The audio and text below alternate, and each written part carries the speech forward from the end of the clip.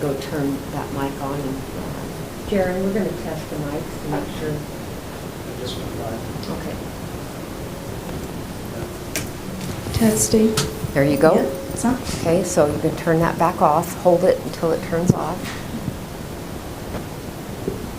And then we'll wait until 6. Jaron, will you turn the mics on when we go live, like when they come in? Or do you want to turn them on right now? I mean, they're working, but do you want to leave it on, is what I'm saying? We'll just save the battery. Okay. Did you test the one on the table? No. Okay. Will you test that one, Jaron? That's okay. How are you again? Hey, how are you? Good.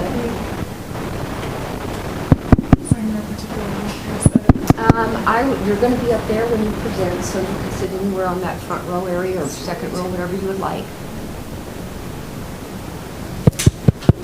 I was just going to ask you if you needed a bottle of water, but I see you have one. I So. did. Okay. Thank you so much for offering. Pardon? Thank you for offering. You're welcome. That one's kind of low, Jaron, but I told her. This one is out now. This one's completely out? This one. Oh, out now? Okay. Do you want me to do that so you can? Sure. Hi, Sheila. Do you want me to do that, Jaron, so you can get her going? And then it's Sheila going.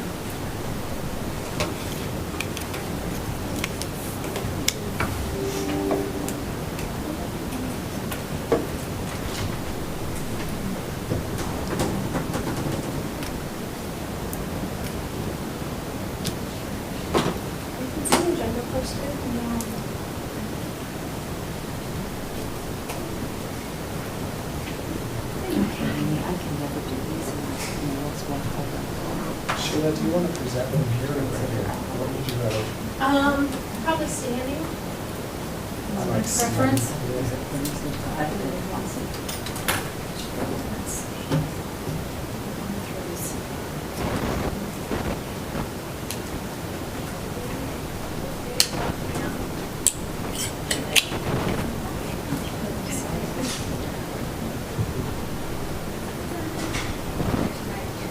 The lights are on.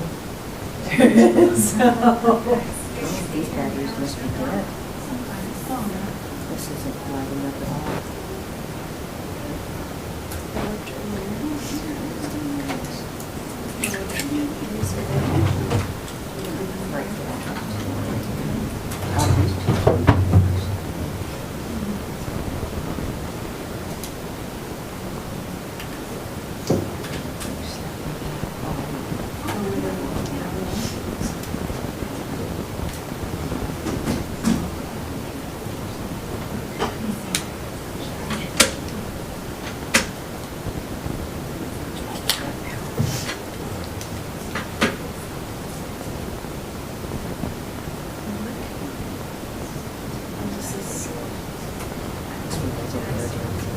You want these back? Perfect.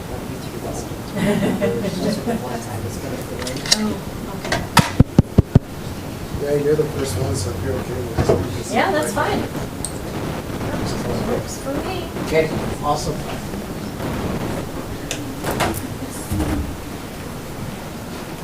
And I know yours works because it peaked from yesterday. It really did. I just.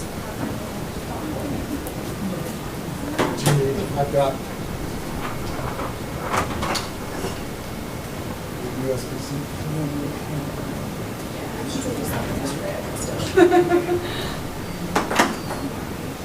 How was the rest of the admin meetings all day? I thought I'd Oh, that's not too bad. Yeah, Yeah. my other lots of it's That's good. It's hard doing meetings like full days. That's nice.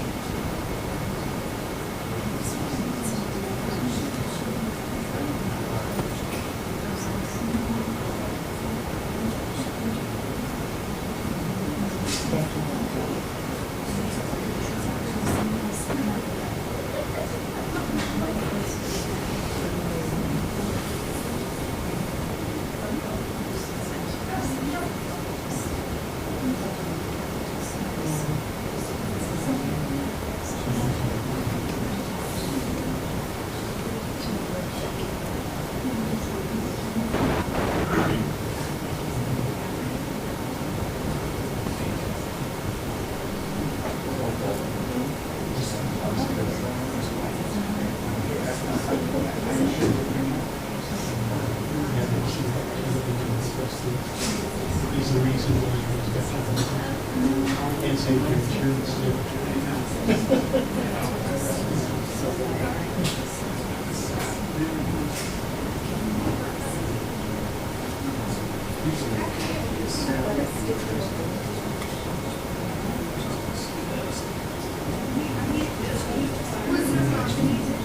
Yeah, I saw that. I think Barbara's just sitting over there by Jerry.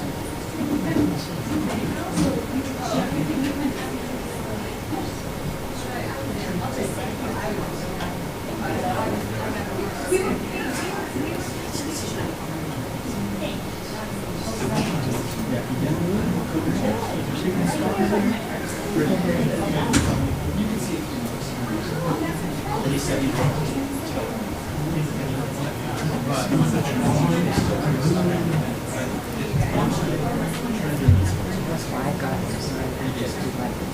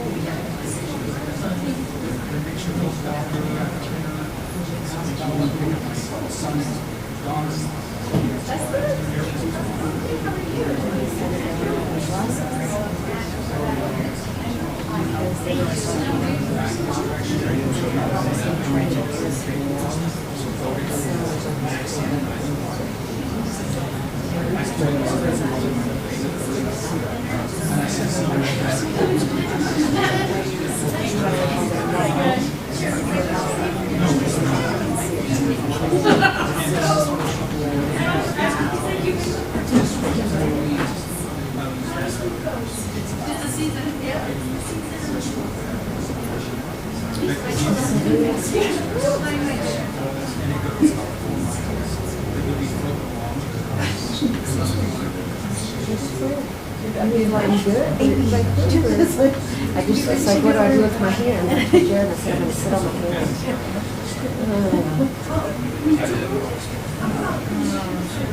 I keep wanting to go like this for you. But I'll flip through this guy.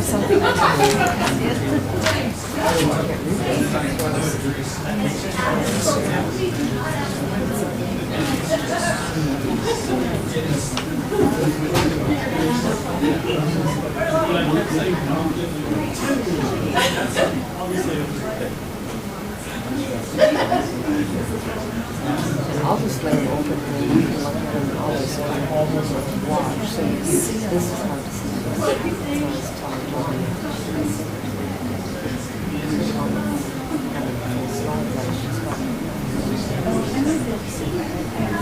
I just have to watch it here.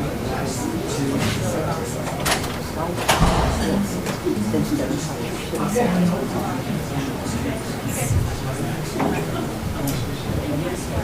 turn this mic on. We're gonna talk fast. We said so. We're gonna talk fast. Amy, we're gonna talk fast. Just kidding. No.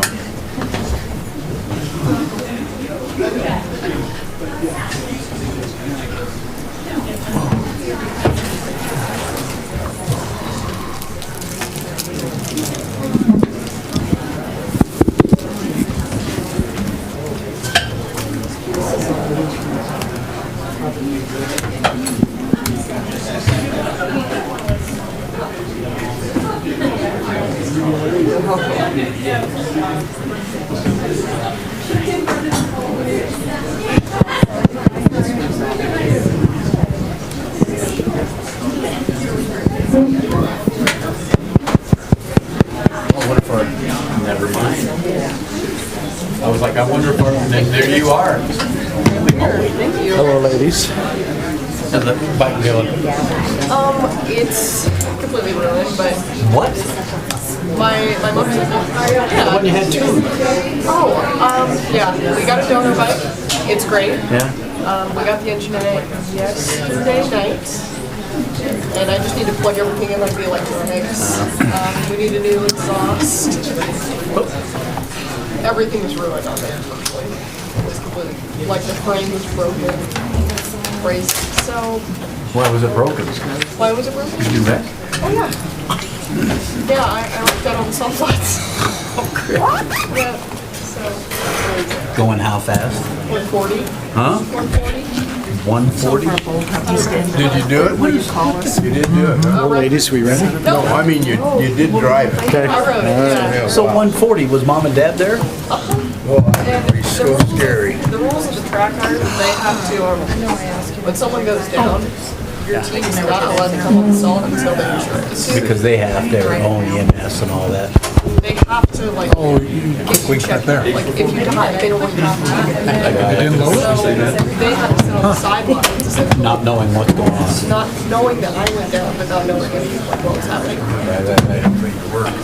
So Goodness gracious.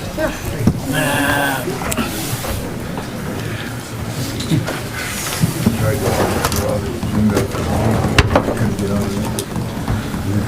I don't even know if I can get on. Yeah, that's what happened. They worked on it. They were down. Well, and at 4 o'clock. The agenda was I had to go through because I was looking at the home. I looked at it last weekend and I looked at it yesterday. They finally. Everybody ready? That's why I have the darn thing. I'd like to call to order the Union County School District Number 1 Board of Trustees School Board meeting.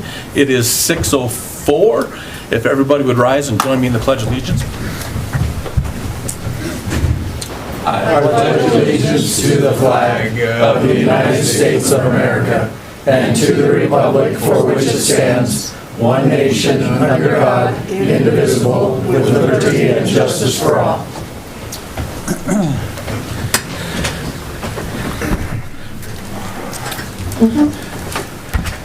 Thank you and welcome everybody. I need a motion to adopt tonight's agenda. Mr. Chairman, I move that we adopt the agenda that is presented. Second. Brian. Name. David Bennett? Okay. I have a motion, I have a second. Any discussion? None? All in favor say aye. Aye. Any opposed? Ayes have it. Motion carries.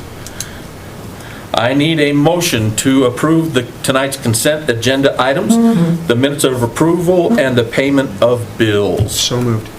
Second. Brian. Jenny? I have a motion and I have a second. Any discussion? None? All in favor say aye. Aye. Any opposed? Ayes have it. A consent agenda has been approved. We will now move on to our presentations. Chairman Peterson, members of the board, we do have the privilege of having Sheila McGuire here with us this evening. Sheila comes annually and gives us an update on the Uinta BOCES, the programs, the things that they are doing at the BOCES. We appreciate the partnership that we have with BOCES, and we look forward to hearing what she has to share with us this evening. Thank you, Mr. Chair, members of the board, everybody with the administration and the district. I appreciate the opportunity to be here and fill you in on what's been going on at the BOCES over the past year. Just quick reminder, our BOCES exists as a partnership between the district and Western Wyoming College. Every BOCES in the state is structured a little differently, so ours is just those two entities. But we do have multiple other community partnerships. We work closely with ECDC, the Department of Workforce Services, LUCDA. Basically, anybody who wants to work with us, we work with them. And we're funded through a $2.5 million levy. A half of that you guys approve, and 2 of that the voters approve every 4 years. We are on the ballot this November, which always makes us a little bit nervous, but they've been supporting us for 40 years, so hopefully that continues. It was our 40th anniversary this year, so we were first funded in 1986. Getting to the meat of stuff, I don't know why it's not advancing here. It's advancing on my screen. That's what we're checking. So one of the big things that we offer is the after-school program, which is the 21st Century Learning Centers grant. That allows us to have after-school programming at all 4 elementary schools and both middle schools, as well as programming at the Evanston Youth Club. That is all grant funded, and we are the largest program in the state. So that pays for the after-school stuff, and then it also pays for the summer camps, which includes the Extreme Science Camp, Camp Imagination, Camp Create, the Uinta Science School. Is that part of it, probably?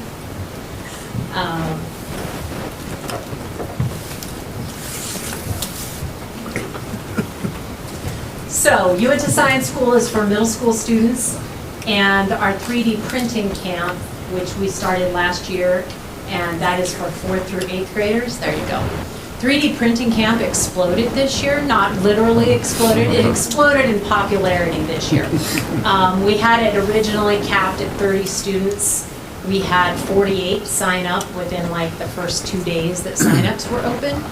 And so rather than tell those 18 kids that they couldn't attend, we just made a little room. So we have had 48 kids up at the BOCES every day for the past 2.5 weeks. This is the last week.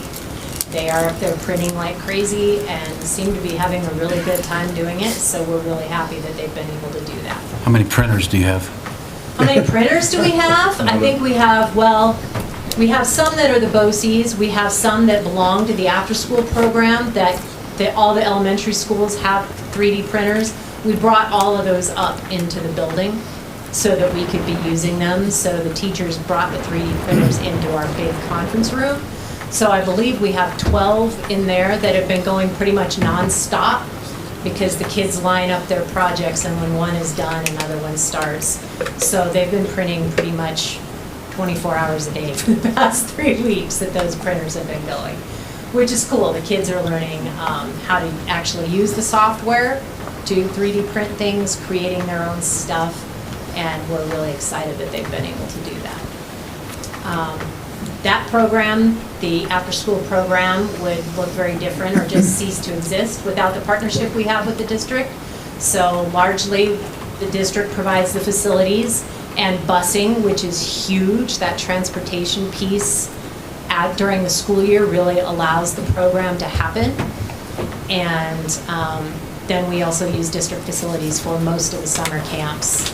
And then district also, we arrange for transportation for that Uinta Science School for middle school students in the summer that takes the kids up to the UNAs, those kind of things that we also rely on transportation in our partnership to do. Again, our program is the largest one in Wyoming, and it's held up as a model program. Tamara Peterson gets calls all the time from people asking how our partnership works, and the state wanting to pick her brain for how to duplicate what we do. We use YTOP to assess needs. We work with the district to say, okay, maybe we should emphasize science, maybe we should emphasize art, whatever is going on, we really try to be responsive to what the district needs. And that, we think, shows in the fact of how many students participate. So this past year, 904 students throughout the district participated in either after-school programming or the summer camps. That's 71% of elementary age students in the district participate in some way or another. We had 276 students in summer camp alone. 95% of those who attend regularly and have been there on a regular basis. The average number of students on any given day of programming is 322. And this is what we're really proud of. It used to be that the kids just came to the after-school program. Then with the requirements to make sure that we're spending money appropriately, now we have to tie YTOP scores to students who attend the after-school program. So 98% of the students who attend the after-school program show growth in reading and language arts. 99% show growth in math of those kids who are attending the after-school program. 86% their teachers report that they're more engaged in the classroom, and 93% of parents and guardians indicate that the after-school program has had a positive impact on their kids. So that's the stuff that really matters to us, is that we're making a difference for these kids and teachers and families in the district. We also do a lot of higher education. So Western Wyoming Community College has officially changed its name to just Western Wyoming College. They've dropped the community part. We also work with the University of Wyoming, with Western Governors University, and we also do test proctoring for people taking classes at any college online. If they need a test proctored, they can call us and we can set that up for them. So we work with pretty much any higher ed institution for that part of it. Through Western, we have another CDL course planned for late September through October. We had our first CDL course last fall. We ran another one in May. Those are capped at 4 students, but we've had that cap in each of them, those 4 students all completed. So we're excited. We finally got the CDL course off the ground, and it has been running fall and spring. Dual concurrent enrollment is another thing that we have been active in. So this past school year, we spent about $60,000 on dual concurrent tuition and books. With the legislative changes for 26-27, dual enrollment is now paid for by the district and then reimbursed by the state. So we have talked with the district about other ways that we can support higher ed programs, CTE programs, whatever, with the money that we used to use for dual enrollment. What else can we do to support the district with those funds? We also have our electrical and instrumentation program. That's still ongoing, but we still don't have a full-time instructor. Finding a full-time instructor for that is really, really hard. The Western has a hiring freeze on, which has also unfortunately impacted that process. So currently, our E&I instructor is one of the instructors at the high school who agrees to teach for us 2 nights a week. New this year also, Western has partnered with the University of Arizona Global Campus to offer 50 additional degree programs with accelerated online classes. So degrees from associates all the way through doctorate programs with a reduced tuition rate because of that partnership with Western. So hopefully that will also open up a lot more opportunities for people pursuing degrees here locally without having to leave. As mentioned, we do test proctoring, we do tutoring, we offer lots of scholarships for WGU, UW, Western, and we also offer the Teacher Opportunity Scholarship for district staff. So since August of 2022, so the past 4 years, we've provided scholarships to 22 different district staff members. We've paid out about a total of $42,000, and another $3,000 committed to recipients currently enrolled in classes. Those are all reimbursement-based scholarships, so they complete the semester, they show us proof that they completed the semester, and then we give them a check to reimburse them for their tuition expenses. We also have scholarships just broadly available to community members as well if they're attending Western, WGU, and UW. We have our College and Career Readiness Center. That is where we do high school equivalency programs, our Boost program. We have our Ready to Work programs that help low-income parents get job skills. We also have ESL programs and the very last of the funding of the American Rescue Plan Act programs that launched back in 2021. And we're coming to the end of the funding for those programs, which I'll talk a little bit more about. So high school equivalency, it includes all the academic instruction to pass the 5 components of the high school equivalency exam, which is reading, writing, math, science, and social studies. So our teacher teaches all 5 of those subjects. If students are under 18, they have to pass a practice test at the well-prepared level before they're even allowed to take the official test. That's a Wyoming state law. We also do workforce readiness in all of our adult ed programs. So that includes work ethic training, resume writing, career exploration, digital and financial literacy. So our general higher ed students are usually those over the age of 24. That is funded through the Wyoming Community College Commission Adult Education Grant, which is state and federal funding. For this past year, we had 68 students who were enrolled in our high school equivalency classes. And our local adult ed program is the #1 in the state for this past year. 93% of our students had a measurable skill gain, which means they either passed the high set, or if they were still working through those 5 parts, their test scores went up significantly since they started.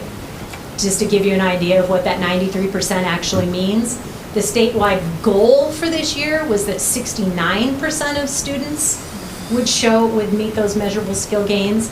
The national goal was 62%. So ours was 93%. Wyoming ranks always among the top 3 in adult education states for the country. Wyoming's always in the top 3. So to be #1 in the state, and the state's always in the top 3, we're pretty proud of that. Our Boost program is now, we just finished session 38. Boost is for students aged 16 to 24. If they're in that high school age range, they must have already withdrawn from the high school before they come to us. We've had more than 300 students complete Boost. We cap it at 10 to 12 students per session. We have a 90% overall completion rate, and 85% of the students from our most recent sessions are either working or enrolled in college. We're required to track them for a year after they leave our program to see what they're doing. Students who score within range on the high set are eligible for Hathaway scholarship funding if they choose to go on to post-secondary. And we also this year started offering our Boost students additional workforce training programs. So 6 of our students last year also completed OSHA 10 training. Another 8 completed some PEC Veriforce training, and 6 completed our leadership class in the workforce safety training program. Our family's becoming independent, which shortens to FBI, and that freaks people out, so we don't usually call it that. We call it the Evanston Ready to Work program. That's funded through the Wyoming Department of Family Services. That program began in the fall of 2014. That's the one that helps low-income parents get job skills. We used to receive $145,000 annually through 2022. However, they increased our funding to $445,000 annually starting in 22, and we've had that ever since. And we work with employers. So through that program, we help If the students don't have a high school equivalency, we help them get that. And then we pay for them to take whatever training they want to take. If that's a CNA class, a substitute teacher class, a CDL class, we pay for it. And then we can also pay for wage reimbursement. So, for example, we work with the nursing home a lot.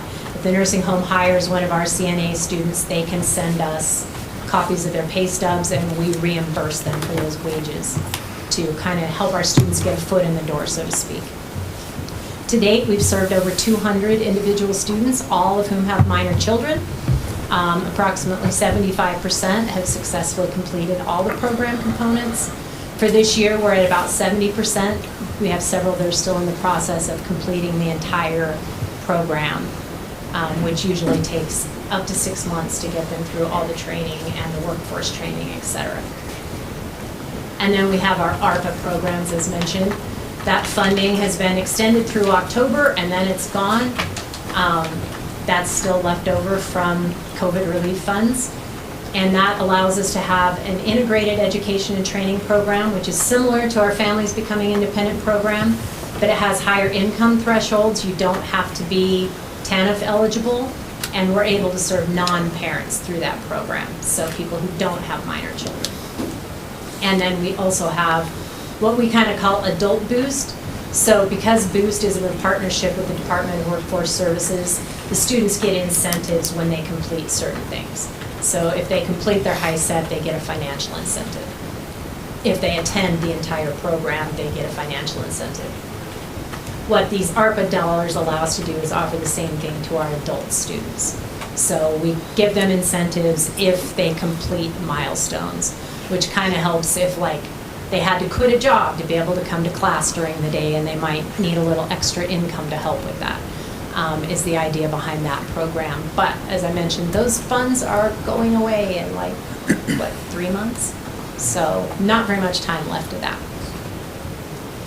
Our workforce safety training, we used to be called industrial safety training. We rebranded to let people understand, hopefully, that industry doesn't just mean general industry, oil, gas, whatever. Industry means any kind of industry. So we rebranded to workforce safety training. Through that, we've got our OSHA, NSHA, Petroleum Education Council, National Safety Council, American Heart Association. So we can offer training in defensive driving, drugs and alcohol in the workplace, sexual harassment, record keeping, fit testing, HAZCOM, first aid CPR, bloodborne pathogens, as well as the OSHA, the MSHA, and the specific general labor, construction, mining, etc. This year, we also added frontline safety leadership certification to our curriculum, so where people are able to come to the BOCES and get a certificate in frontline safety. We also do customized training, so any business who wants to call us and say, we need this, we can work with them to put that package together. They can come to us, we'll go to them. Candy Hamblin, our workforce safety director, has actually traveled all over the place, sometimes to really glamorous locations she's very excited about going to. That's a joke. Sometimes she's like, I have to go where? But she does it, and she does a good job of it. Question? Yeah. Do you provide training as far as the incoming data center? Is there going to be any training with that? And then the nuclear power plant, is there anything? So we are actively working with the data center to determine what kind of training they're going to need, and with the Target Hospitality Group to see what training they might need while they're here. So yes, we are actively working with them. With the nuclear one, not so much, but yeah, we are working with the data center to bring those, get what they need and make sure that they can do it locally. So last year, we had more than 400 student enrollments in WST and more than 300 nationally recognized certificates. In the past 10 years, we've had nearly 15,000 student enrollments. Since 2021, we've also been providing OSHA 10 training at the high school to EHS students, so Candy goes to the high school. 137 of them have so far earned general certifications in OSHA 10. We also offer the CPR classes as a prerequisite to the CNA program for daycare providers, first responders, and more. So more than 500 students have completed our CPR courses in the past 10 years. Testing center. The testing center tends to get overlooked in all the other different stuff we do. Last year we had 800 exams through our testing center. So some of those are for higher ed, people taking college classes, but we also do Pearson VUE tests, which are certification exams. So if you need to come in and get your real estate license, your insurance licensure, your electrician renewal for your license, any of those things you have to do, you can do at the BOCES instead of going out of town. 500 of our 800 tests last year were those certification tests that people come up and take, that if we weren't there, they would have to travel elsewhere to be able to take those tests. We also offer TABE tests for the sheriff's office to make sure that their applicants are up to where they want them to be in reading, language, and math. And then we offer the National Police Officer Selection Test. We do CLEP testing for people who want to test out to get that college credit. And we do Certiport testing for like Microsoft Office certification. Community ed, we now offer year-round driver's ed. Driver's ed used to just be in the summer. We've changed that up so that now you can do the classroom portion entirely online. And when you finish that up, you call us and we schedule the driving. So driver's ed used to just be like June, July, and if you happen to have a birthday in October, oh well, you didn't get to take the class until June or July of the following year. Now it's year-round, and you just have to go get your learner's permit, do the stuff online, and then call us and we take you driving.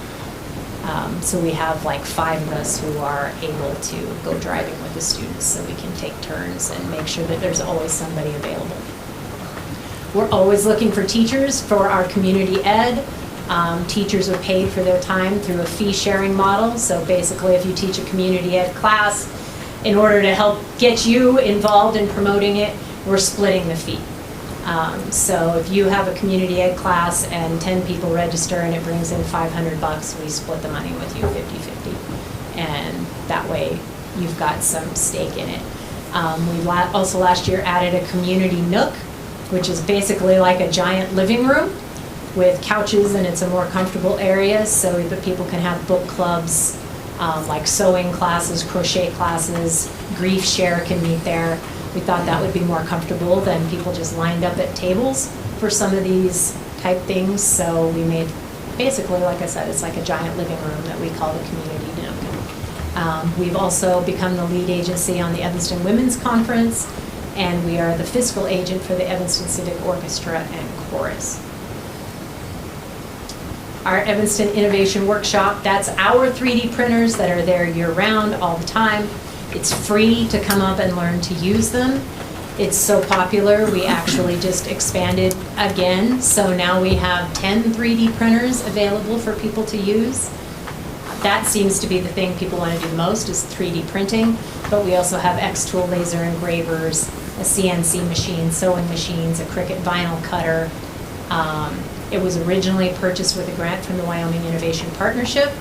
Now, we print little things in there that we've done stuff like sell at Santa's workshop, and then we just turn around and put that money right back into the workshop to keep buying filament and new printers to keep it free for the community to use. We also started educational workshop birthday parties this year. Somebody called me a few months ago and said, hey, we've done all the birthday parties there are to do in this community. What would you think about having a birthday party in the workshop? And I said, it had never even crossed my mind, but sure, let's give it a try. So it went really well. We have a room next to the workshop that they can go in and have their pizza and their cake or whatever. So they'll come in, start a 3D print project, go next door, have their party, come back and check on the project. So in the span of 2 hours, they can print some little thing, and every kid will get to take something home and learn how to use the 3D printers. Our finances. So each BOCES is independent, as I mentioned. We all have different funding structures. Our BOCES is just our school district and our 2.5 mil levy. Some of the grants are program specific, so those fund those. We lease the second floor of the building to LUCDA, so we have that income. And then we have donations and grants to the BOCES Foundation. The foundation does nothing but support our students. Every dollar that goes to the foundation we use for things like, we make sure all of our students are fed. Lots of our students deal with food insecurity, so we keep a fully stocked kitchen so that our students in our programs can go in and eat. We've also helped students fix a car if they needed a new battery. We've paid an overdue power bill to keep the heat on in the wintertime. We do all that through grants to the BOCES Foundation and monies that come in there. Some of those grants are specific, we'll say only use this for food. Other ones, we have some funders who are super generous and just say, we love what you guys do, keep it up, use this for what your students need, so we do that. Due to the distance from our Western campus, our BOCES contracts directly with Western so that we can have on-site services, like advising, registration, in-person classes. Not every BOCES has that available, so we contract directly with Western so that we have people here to offer that. We get asked all the time, why is Sweetwater County different? First of all, the Sweetwater County BOCES is Green River and Rock Springs. It's all of their school districts, where we're just our school district. Their BOCES is also housed on the Western campus, so they're not paying for utilities. They're not paying for building maintenance. They're not paying for any of those things.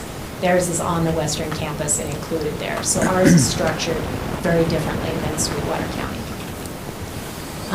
Finally, we just want to thank everybody. The district facilities department, like I mentioned, for the after-school program, and the transportation department. We also use the BOCES building for our BOCES, or the district buildings for our BOCES graduation, for the Evanston Women's Conference. Jaren is a great source of knowledge when we have facilities questions. We no longer have a lead facilities person at the BOCES. We made that decision based on budgetary consideration, and that means that it's us who are outside shoveling snow in the morning and running out at lunchtime to clear stuff. It's me up there in the summer filling potholes, seriously. So that is what we have decided to do to help save money when our property tax revenue went down. But when we need to pick somebody's brain, we call Jaren. Our tech department, specifically Jared Lindholm and Bill Sorensen, they're great when we need tech assistance. The district food service department, we have those summer meals at sites during our summer camp. Just the general administration, teachers in Paris take on the extra work all school year and in the summer for those camps. And you guys, and really the community for supporting us all these years. So, does anybody have any questions? Good job. Thanks, Dan. Of course, I'm biased. Right, I would hope so. I hope you're all a little bit biased, but, okay. Well, I really appreciate everybody's time. Thanks for having us every year. So. Okay, well, thank you. Thank you. All right. Dr. Ingalls. Chairman Peterson, members of the board. Our next presentation is, presenter is Kaylee Dunn. She's from Panorama. Let me tell you a little about Panorama while she's setting up. It really connects academic, attendance behavior, engagement data with AI, so educators can move from seeing problems to solving them across learning and instruction, MTSS, student support, surveys, special ed, graduation pathways. We happened upon this, Jaren and Matt Williams ran across, Kaylee, it may have been you, that they happened to see at a conference that they had gone to, and just found this to be something that we really needed to look at. We've been for a number of years looking for a platform that can provide us with a dashboard as well as behind-the-scenes support as we try to provide the academic items that I mentioned earlier, MTSS, supporting students, and now with the AI component is really something that we felt was beneficial, and we wanted to look further at. The administrators yesterday, I had the opportunity for Kaylee to present. She did a really nice job in that and sharing with them all the things that they can do. Reason for our presentation this evening has to do with looking at our climate survey, and this would be a portion of that. So I've asked Kaylee to come share that with you so that you'd have an idea of what that can do for us, but it would be part of a larger platform that we would look at in pursuing as a district. But I did want her to present to you some of those options that we had, knowing that in our last survey, they said, hey, it's time to move in a different direction with our climate survey. So without further ado, Kaylee, thank you. Awesome. Thanks so much for the introduction, and thank you so much for your time here today, the board, and all the great people I've worked with the district over the last few weeks. In terms of what we'll talk about today, Superintendent Ingalls voiced over a bit of the district goals, why I'm here. I'll give a little context into Panorama and the work that we do across the nation and locally, and then give a little demonstration of what the platform will look like, especially in relation to staff surveys that could be utilized throughout the district. And then we'll always open up for questions, ask questions along the way as well. Aligning to the goals of the district, really being able to gather stakeholder feedback, not only from staff, but ultimately for students and families, really looking to amplify and engage the folks in the community as you all are really holding great standards towards the highly reliable school standards that the district has implemented over the last few years. We want to be able to make sure that stakeholder feedback is aligned to those standards and priorities, and that we'll be able to transform that feedback in action through AI-powered analytics. So being able to move a little quicker, not spending so much time analyzing data, but acting on data. And then we want that really to build onto a consistent system of improvement, using this data to then impact other goals related more to academics, attendance, and behavior. Panorama is not new on the block. We have been in this space for over 13 years. We actually started as a survey company, really just amplifying the voices of students in their schools and families and staff. Since then, we are nationwide. We support over 15 million students and over 25,000 schools. 1 in every 4 students nationwide takes a Panorama survey. So we're really proud of that work that we've done nationwide. And then since then, there has just been such a great need for really actionable data. So you can kind of see these buckets. I'm really going to talk today about Panorama surveys, but as Superintendent mentioned, there are other tools that can be utilized. So we really want to be a centralized platform for district transformation. That's our ultimate goal with the district with our various tools. And when we're looking at academics, attendance, and behavior, where we find that so many tools in this space are really lacking is with that student and stakeholder voice, because that's really where we start to better understand why we're struggling in these areas versus just putting out isolated fires, knowing those are only part of a student's and a teacher's story. We will ultimately integrate with full data systems within the district. So a nightly sync with PowerSchool, along with other really important pieces of data that power and inform what educators are doing each day. And we'll bring them together in one place. So again, we're spending less time looking for data pieces and more time on acting on data pieces that are important to your district. Let's focus more on our survey content. These surveys are entirely self-selected content, but we also have internally developed the content so that it's research-backed, it's gone through validity testing, and then you'll also be able to have that comparison to larger data sets.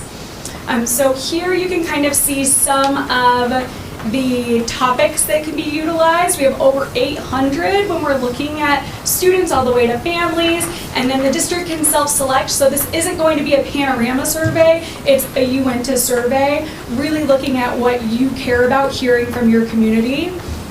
We're focusing on teachers and staff today, so here's just an example of the school climate topics and some of the questions that could be asked. So to what extent are teachers trusted to teach in the way they think is best? What are the positive attitudes of your colleagues? Again, totally self-selected from the district. We're looking at school staff as well. We want to be able to amplify the voices of everyone and this important support staff of our para-educators, our office support staff, our custodial workers. So we'd be able to select topics and be able to disaggregate data for all of the important folks.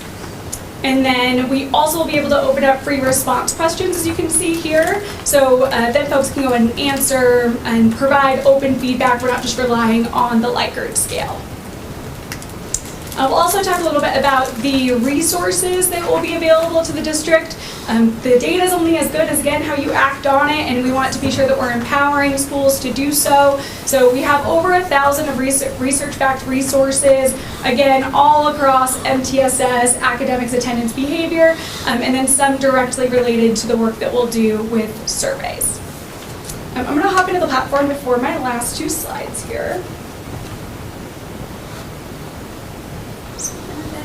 Okay, so here is our first dashboard. This is where it will essentially be a hub for all the work that's happening in the district. We can see a district overview here, but this will be a role-based permission. So your school administrators will just see their school, your teachers will just see the stats and the students that are rostered to them, so that we're not opening up anything beyond privacy and protections of our students.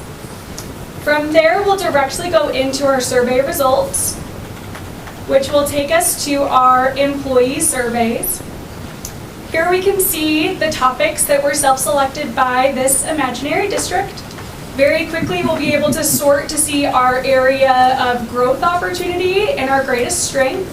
So for staff, leadership, and relationships, we see 65% favorable scoring, and then 31% approaching and 4% of more of those negative trending answers. We'll also be able to norm that with those national benchmarks. So even though we might look at our staff-family relationships and see 58%, we know we want that to be more, but we're seeing that we actually stand more favorably against that large national data set that Panorama can provide. So then we're able to contextualize our results, helping us to see how legitimate they are. We'll also be able to have some of these features here, again, driven by AI to help to disaggregate the data and help us point school leaders in directions of improvement. So here we kind of had what we would look at more manually, but with our Generate Insights, that will take us over to some concrete strengths and then again, opportunities for growth, where it will help to look at demographic information, different school sites, so on and so forth. You can see this option for view topic when we have identified somewhere we want to go for improvement. I'm showing you a student survey example here because we just have better data in that demo account. But let's say that growth mindset is one of those lower scoring topics that we found. When we go into that topic, we can do a deeper dive where we'll be able to see that change from the last time that we gave the survey. We'll see that change over time as we continuously give the survey. We'll be able to look at a large national benchmark, but then also compare that more apples to apples. I want to know how this compares to the western region of the US with medium free and reduced lunch status in a non-urban community. And now we're looking at our score actually more favorably than if we were looking at that giant data set. Scrolling down a little bit more, then we'll also be able to look at exactly which questions we asked, and then again, how folks responded to those questions. So I can see here that my lower scores are in this question. So again, we're really able to take direct action versus thinking of things really abstractly for how folks are experiencing our district. The last view I wanted to show here is the way that we'll be able to support those open-ended questions. Again, our staff survey data isn't as good as our students. So an example here is, what can teachers or other adults at school do to better support you? This would allow our students to say whatever they want to say, and then it automatically sorts into positive, neutral, and negative themes.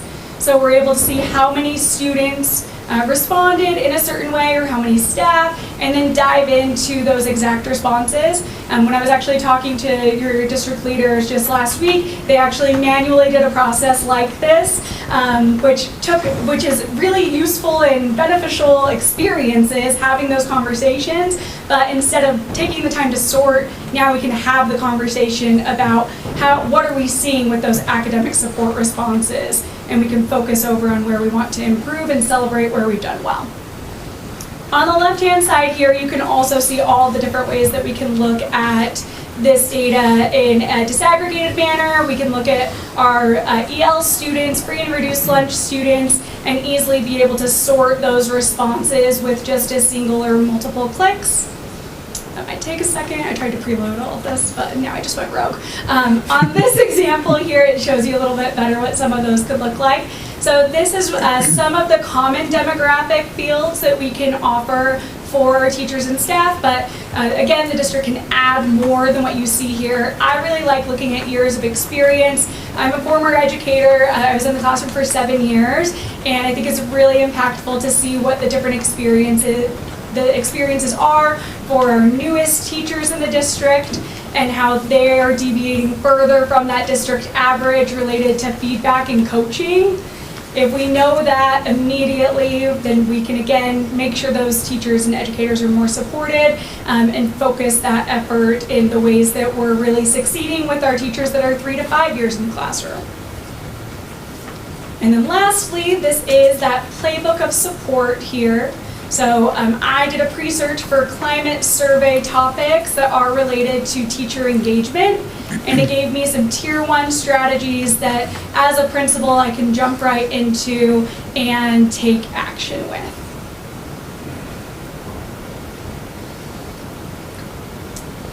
The last thing to talk about is just the support that the district would receive with Panorama. It's not just a survey or a software that we throw at the district and say, good luck. We've talked a lot about how important training is to the district, how important the initial setup and rollout would be. So the district receives a dedicated project team along with more asynchronous resources at the fingertips of your educators, and then we'll provide strategic counseling along the journey, especially in the first year in rollout and the way to use this data to improve outcomes in the district. I feel like I've said all these things. I'll open it up for questions. What's the cost? Wow, great question. That's what I was thinking. I think everybody up here was going, what is that? What is the contract? Is it per survey, is it annual, or is it 3 years? Now keep in mind, Chairman Peterson of the board, that this is a larger platform. The survey itself would be part of that, Yeah. but it would also be the academic, the achievement side of that, the data dashboards, the AI support that we'll receive there, as well as supports that teachers will receive in addition to the information that you saw there. I wanted her to focus just on that part of it. I will tell you for the overall package, $75,000 for the Cadillac plan. 75,000 For the annual year. Per week. per week. For the Cadillac Annual plan. cost. Cadillac, annual cost I would say 75,000. I just showed you about 10%, maybe even less, of what that cost covers. The survey itself is much less.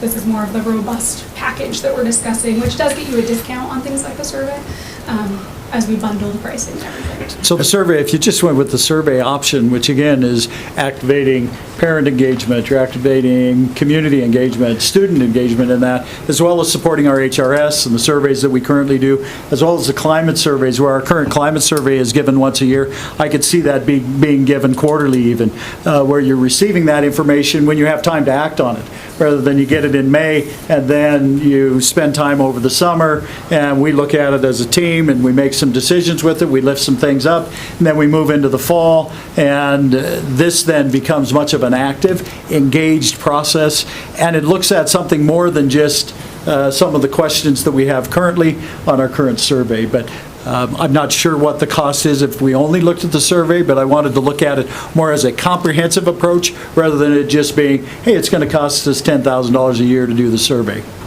So let me ask you this. It seems like one of the perennial issues that comes up whenever we ask what do we need to do better, communication is it. Do you feel like this is a potential solution for that? It will help with that, yes. absolutely.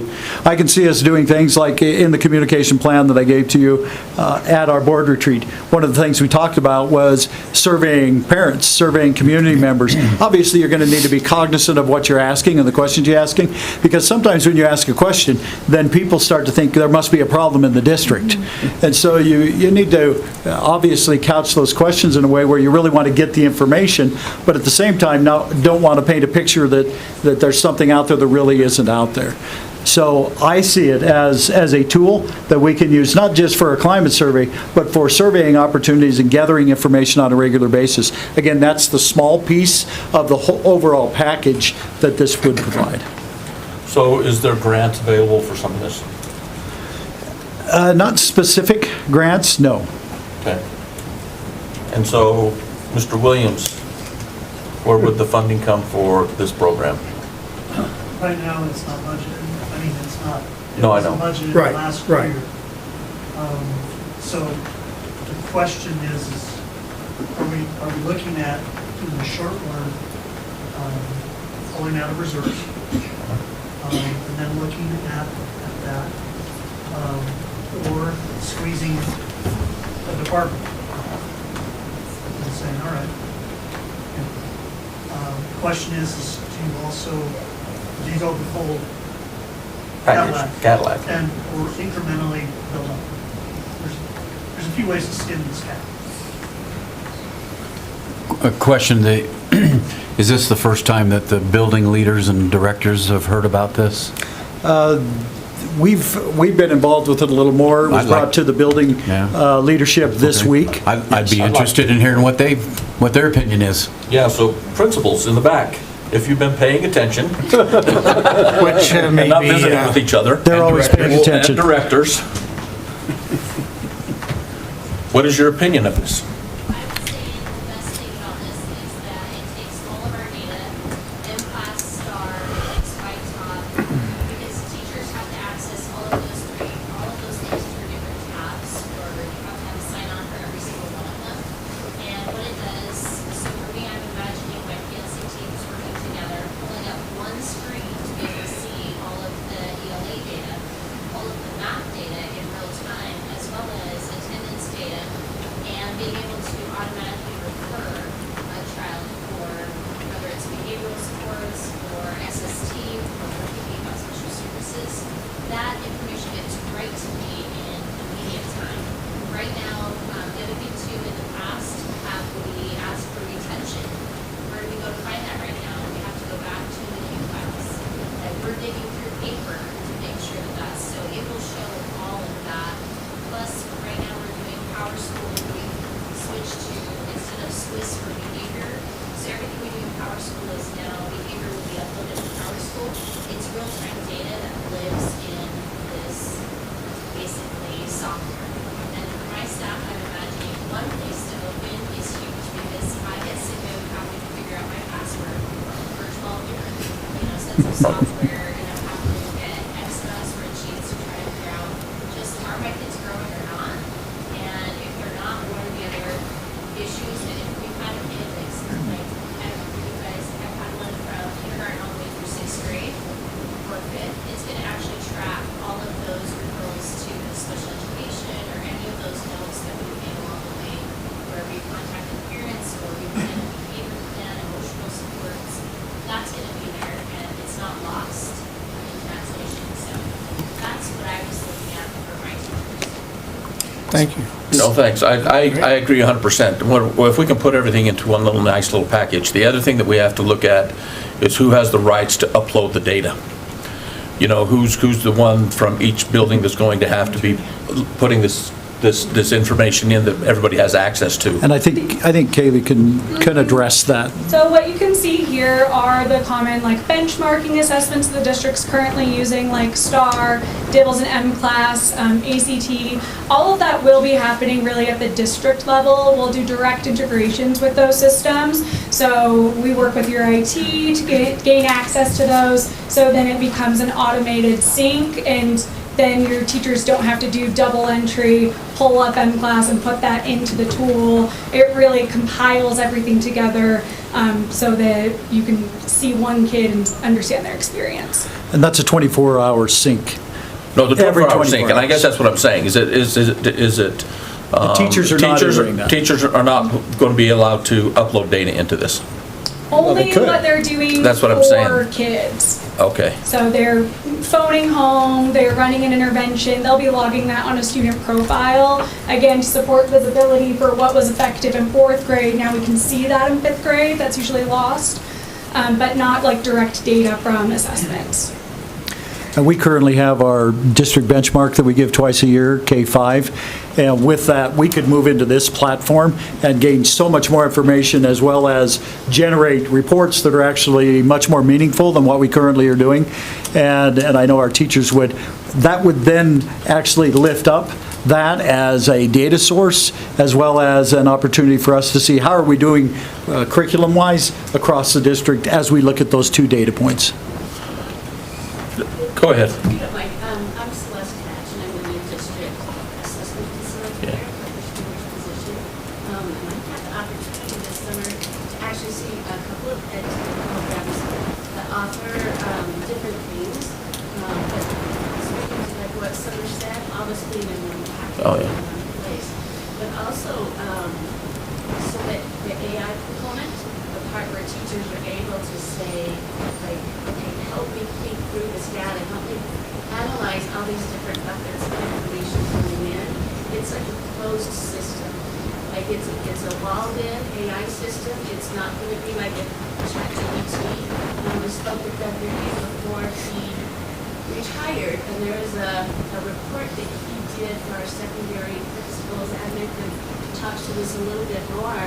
But Doug would take hours and hours of taking the information that, in this case, it was Renaissance reading data, and putting it into a more actionable report than what STAR data actually provided. And that's what secondary admin and teachers have appreciated, of being able to move on to interventions. So I think about the time and effort that he put into that. Being able to do it in just a quick clip and in a safe space, like a safe place. So am I understanding this right? You're going to take less off a teacher's plate instead of putting more on? I mean, Yes. taking more off the teacher's plate, and they're going to love it because their plate's full. If that's what I understand, correct? She loved it. She taught 2nd grade to some of my children, but she loved it. If you could have got in and said, do you know what, I need to know which of my students need to work on this particular skill. And you're able to just type it in. But it's being informed by really real data. It's not just AI saying, well, I think that a typical 2nd grader should be this. It's rather saying, okay, given the STAR data, given the YTOT, given the MCAS, given those things, these students are showing the need for this.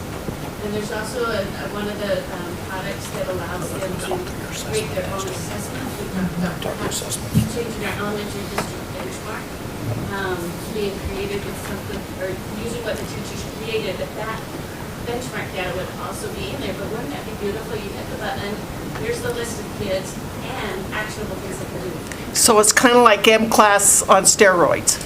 Yes.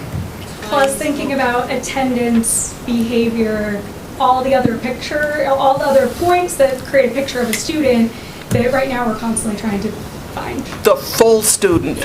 Oh, excellent. Mr. Williams.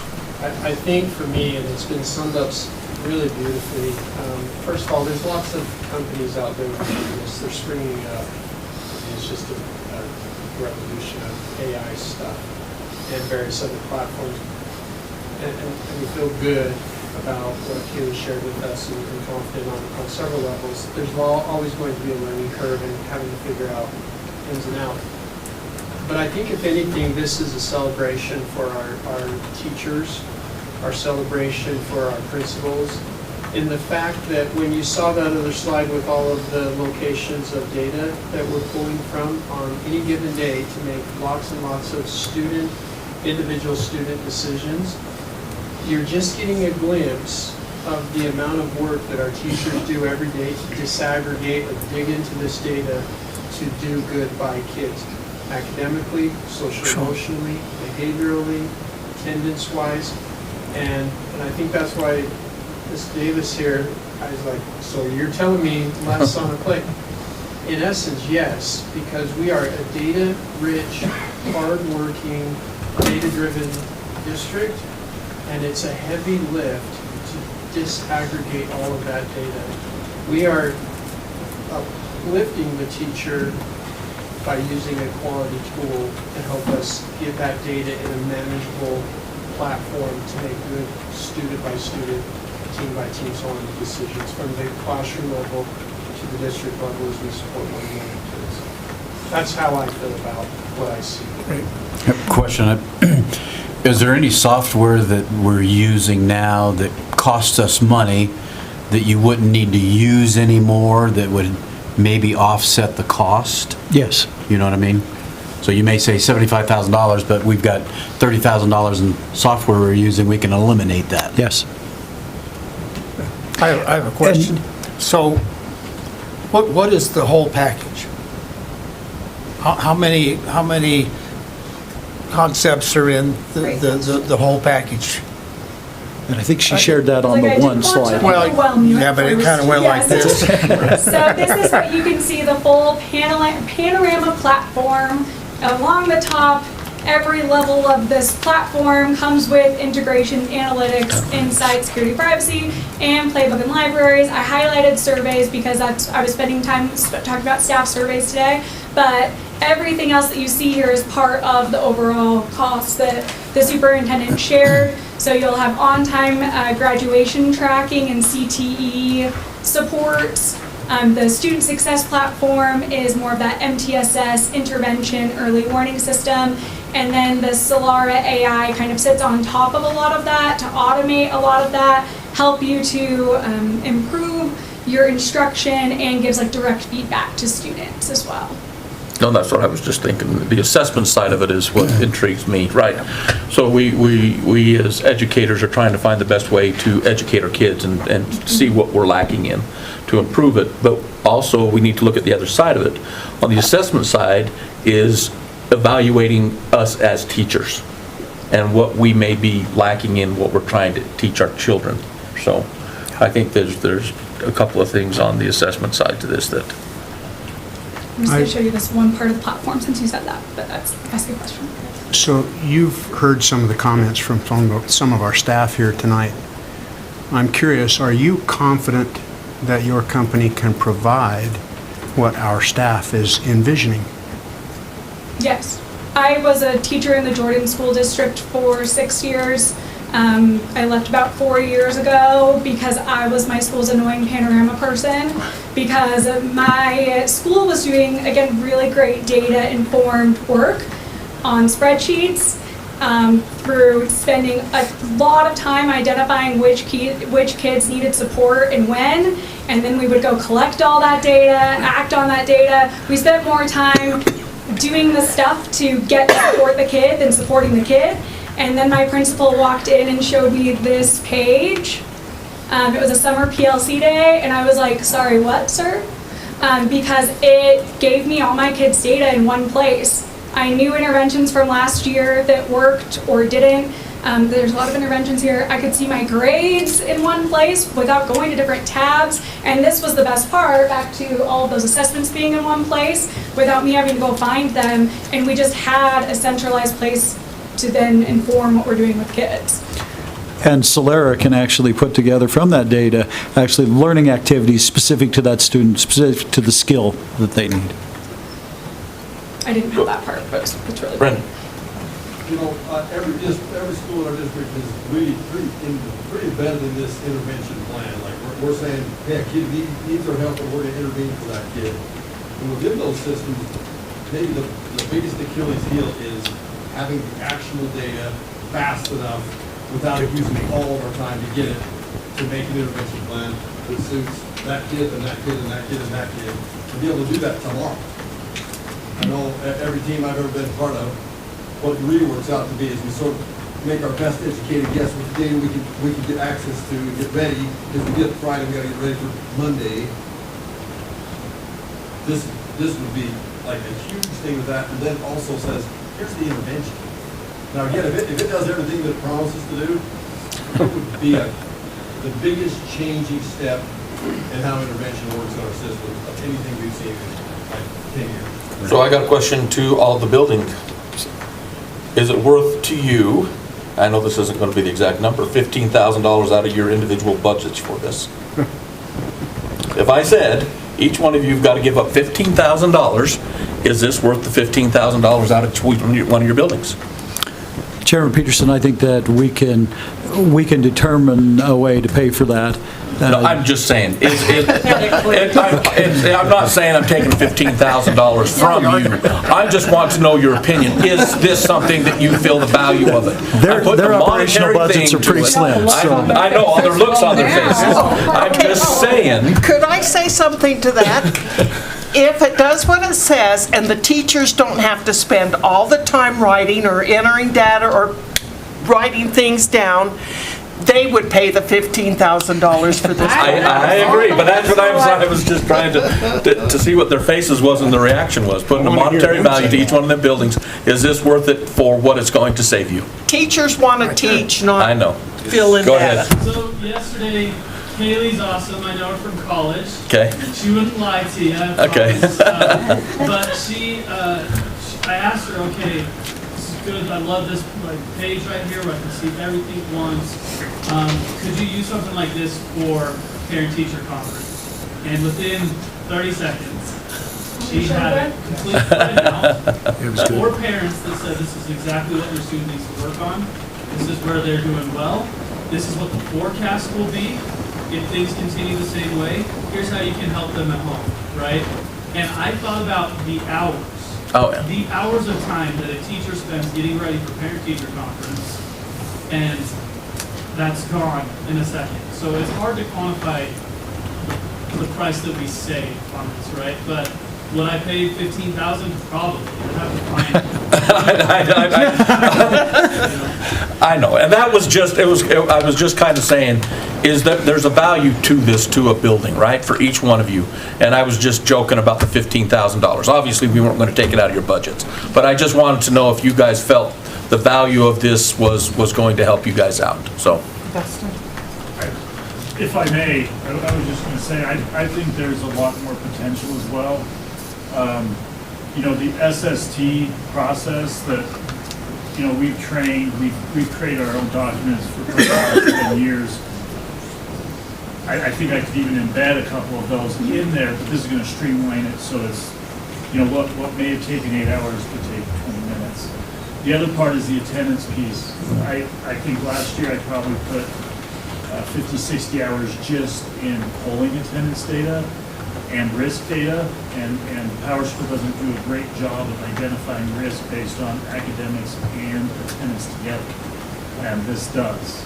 That was one of my favorite parts, just looking at it. But the other piece is we really haven't been great at universal social emotional surveys in the district, and I find that to be maybe one of the best things that this could provide to us in terms of emotional data, emotional IQs, also just basic feelings of how is the student feeling at this school at this time. We could even break that down to like 6 questions, but to have that would be so beneficial, because now we're looking at life skills and well-being, like she's pointing up there, and behavior. And that, when you put all this together, it really is the whole package for the student. And it's so much easier for me to look, and I mean, I know I'm in the special ed realm, but a referral for special ed is probably going to be that much stronger because of this. And faster. And we had a group of us who called the Granite School District, because you want to look at people who are using it.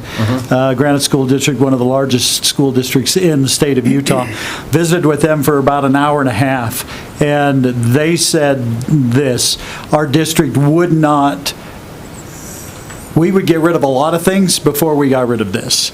And one of the things that they indicated was, especially as Dustin just shared with us, is how much the counselors utilize this information to provide supports. There are even behavior plans for kids and how they're doing on behavior. It's just so vast. And they talked on and on and on. And two of the teachers had just returned from training the other teachers. And they said that those teachers were so excited about what they were going to do and the time that it was going to save for them. They were so excited that their kids were coming to school today. And for them to receive that level of enthusiasm, I thought was really impressive. So we did our homework. Not that we didn't trust Kaylee, but we did our homework just to find out, how does a large district like that actually utilize this? And they've been at it for 8 years. I didn't even connect them with Granite, they did that themselves. Would there be any, with the onslaught of AI, the question people always ask is, would you lose any personnel in the district? I think what you would do is enhance personnel. There's no plan to lose personnel. Okay. Summer? The biggest thing that we're facing right now is the new legislation also for the K-12 reading mandates, right? And what this does now, and in elementary, we've been doing individual reading plans forever. So we know what that's like. It's only going to be kind of new for fourth and fifth grade teachers, but yet we follow the same protocols. So, but when we do that to your middle school and high school teachers, having all of this data in one place, and right now, state statute is saying we can use 4 different indicators right there on their dashboard and prove that the child needed the IRP or didn't. So I know as a teacher, you're always looking for backup. You want everybody to believe that they trust you, but that's what this is for. Plus, also, it's going to provide those interventions and give you ideas for instruction, whether it's for individuals. So if I was a middle school or high school teacher, I'm like, this is the way to actually help us as a district ensure that we are meeting the requirements of that new legislative mandate. No, I'm not opposed to it. I hope nobody thinks that I'm opposed to it. I'm just asking questions about where we're going to get the money and the implementation of it, right? And the management side of it. No, I think it's an awesome tool. Any tools that we can find to put in our toolbox and in our is to make, I don't want to say easier, but make us more efficient as educators. I think this is a great thing that you have, so. And I think it will really enhance the goals that the district has set, as well as the goals that you have set as a school board. What kind of timeline is it to get this started? Really good question. We have a 6 to 8 week integration period to get all those data pieces together. We'll do a preview at that time for your leadership to make sure any of the customizations that they wanted will look good. And then from there, we facilitate a phased rollout approach typically. So your district leadership and school leadership will receive kind of like the first round of training. We have a particular use case. I mean, I would like make your head spin by showing you all the things that can be done. So we really set concrete, small goals, and then over time kind of phase in a full, robust use, depending on the district and what they like. We do that in collaboration. I'd say like a full year before it's fully like ingrained in everything. But we firmly believe we need to start slow to go fast, or we never want educators to feel like this is one more thing. So we need to go slow and do particular use cases that are impactful, and then it snowballs from there after the first year, really. So brings up the next question. $75,000 for the Cadillac. Mm-hmm. Is that just the software? No. That's everything. That's everything. That's the training that's going to be provided with it as well. Okay. Yep, the All right. consultations, Okay. the one-on-one Perfect. support. Okay. Okay, and is there like a cap on how many surveys you can do within that year, or it's unlimited and we determine what type of surveys we want to do? Good question. We base it off of a student count. We don't go back and like check your rosters, but then you can run as many surveys as you'd like. So those can be completely customized. I know I talked a lot about our content because that's important to have research-backed content, but sometimes you also just need to know how people are feeling about the bus system and things like that. So you can run as many surveys as you'd like through the platform without it changing the price at all. When we talked about those burst surveys, that's what that is. That's what this would allow us to do. If we give them now, then we would gather the Google information, and then we'd have to start analyzing. But with this, we would have that information. It would be placed. It would be that they would take that. We would then get the data that we have and the analytics of that data as we begin to move forward. And that's good within the school, but we've also talked about community. Is there a way And that's what for I'm the talking community about, for access? community as well. Community, yeah. So how does community access this platform? Is it through an email, through something else? Yeah, typically it's with email or through like a unique URL kind of thing. All right. With students, it will be like rostered to them so that you get all of the like demographic information, but then they have like more of the anonymous protected surveys for like your staff and teachers. Are there any other school districts in Wyoming that? There is Laramie and Teton that utilize surveys, but not the full thing. But we are the state of Utah's preferred early warning system provider. So like the dashboard that you see here and what we're essentially speaking about, we were awarded the RFP statewide essentially for districts to opt in. So we're in a lot of schools now, like I think like 50 LEAs across the state of Utah, including like charters and things. And we get excited about that, and we want it all today, but I appreciated it. You need to go slow to go fast. And so it would be implemented in that way, knowing that it's not, okay, we want this in place, and we want it just like you demonstrated within a month. Now, what we're looking at really is a 3 to 5 year implementation as we move across. So my understanding then is that if we started this right away, to be fully integrated would be the school year 27-28. Within 6 weeks, we would have, but as far as everyone trained, that's going to be a long-term process. Integrated in every district system, yeah, that's going to be a little further down the road. But in terms of like full usability, like people can use whatever on the tool after like 6 to 8 weeks.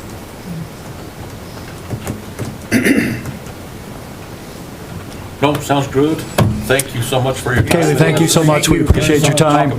Appreciate the other administrators sharing, and know that this is an exciting opportunity and something that we thought we would bring forward and let you have a look at. I hope you have a really nice trip. The donuts were really good even this morning after a day, so we appreciate that. Salt Lake, get some donuts from Deli and Donuts. Where's our donuts tonight? Oh, did they not tell you you're not allowed to leave until we're done? With the board meeting. Board meetings before and have very late nights. Have a nice evening. No, thank you, and thank you again for the time. Thank you. All right, we can move on to the next presentation. Dr. Ingalls. Chairman Peterson, members of the board, this is a health insurance update, and just trying to give you, keep you informed as to what's happening with our health insurance and continue moving that forward. Let me go to my second slide. Really, as we look at it, what's happening in this implementation process, we're meeting weekly with Gibson, who is our broker, Dan Hoffman, who is our agent, as well as EVHC, Cigna, the Pharmacy Solutions, Health Equity. Health Equity is the company that will manage all of the health savings accounts and trying to piece this all together. In that process, we've signed a number of contracts. John Williams has been invaluable, as he always is, in helping and supporting and figuring out how we're going to do this as a district from the financial side. So that's been what we've been spending some of our time doing and trying to move this work forward. Initially, when you say, hey, this is what we're going to do, we found out, hey, it was real easy to just select an insurance company that was going to provide for us and then just turn it over to them. This is a lot more inclusive with the district, and over time will be a lot more inclusive as we listen to our employees and our insurance committee and things of that nature. So again, it's a process, and it's going to continue to move forward.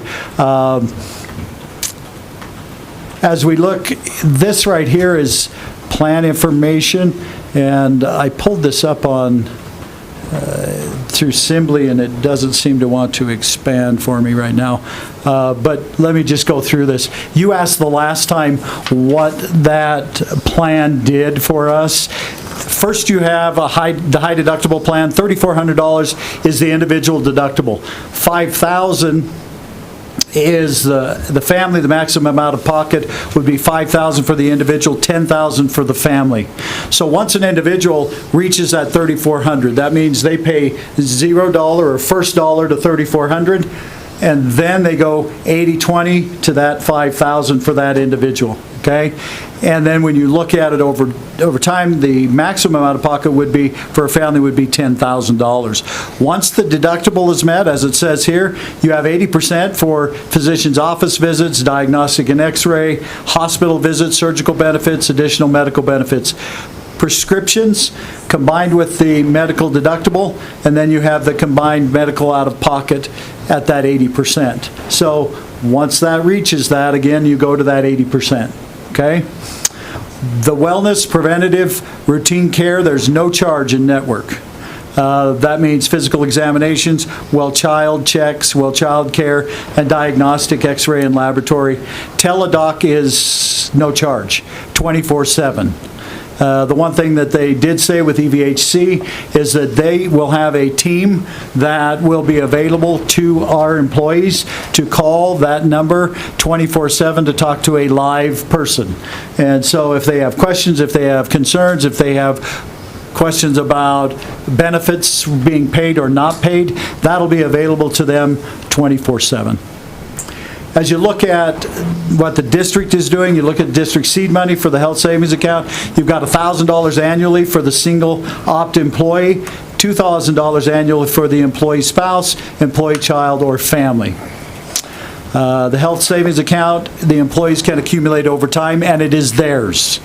The annual contribution allowable by the IRS for a self, for just an individual, is $4,400. If a person is over 55, they'll give you an additional $1,000 that they call catch-up money that you then can utilize. So it would be, for somebody over 55, that would be $5,400. For a family, it's $8,750 annually, and then again, if the employee is 55 or over, you'd have an additional $1,000, so that'd be $9,750. If you think about our preferred provider organization with the copay plan, that's the CVHC Cigna. It's very similar to what we currently have. And that is the $3,500 individual deductible, $7,000 family, and the maximum out of pocket would be $7,000 for the individual, $14,000 for the family. And that coverage and benefits similar to what we have with Aetna. Any questions on that coverage? Chairman Peterson, you asked that question last time. I thought I'd bring that forward so that you would have an idea of how that works. The next is a comparison of employee copay plan as well as HDHP plus the SHA plan. For the monthly cost, you have the employee only. When you look at the copay plan at $203, when you look at the employee only on the HDHP, that's $125. The employee and spouse, you have $453 monthly. The employee spouse under the HDHP is $285. You have the employee and children at $442, and then the HDHP at $270.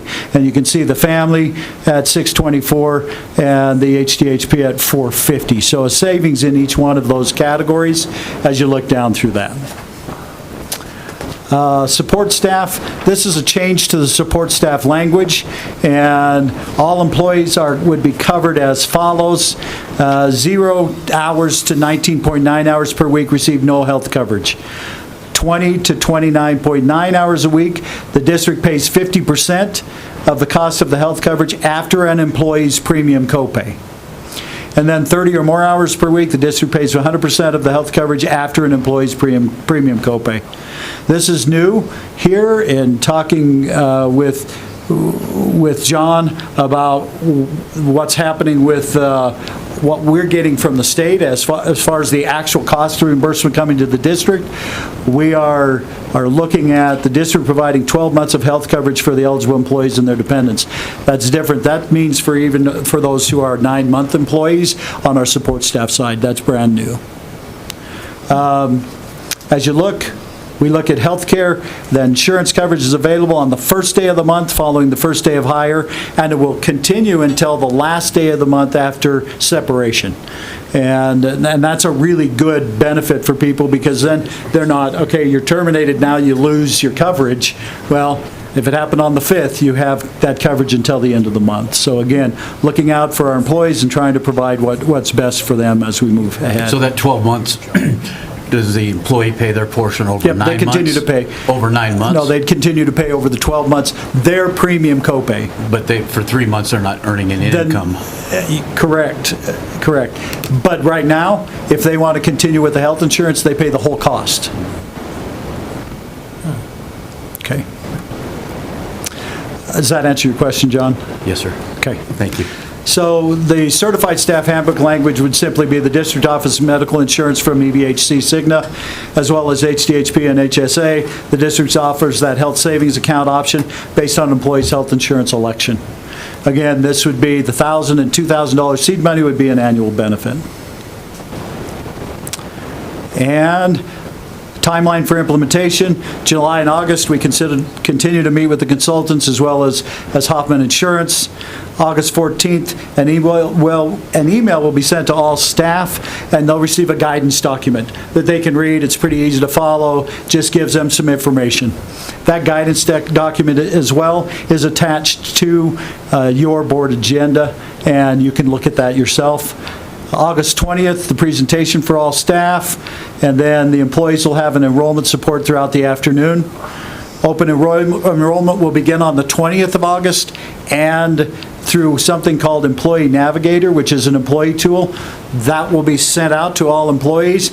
It's easy to follow, but if they have questions in completing and getting signed up, then they'll have somebody available who can answer those questions. I know that Dan Hoffman already has had employees who have approached him and tried to get an idea of what would be the best option for their families, and he has provided some really good advice in those cases.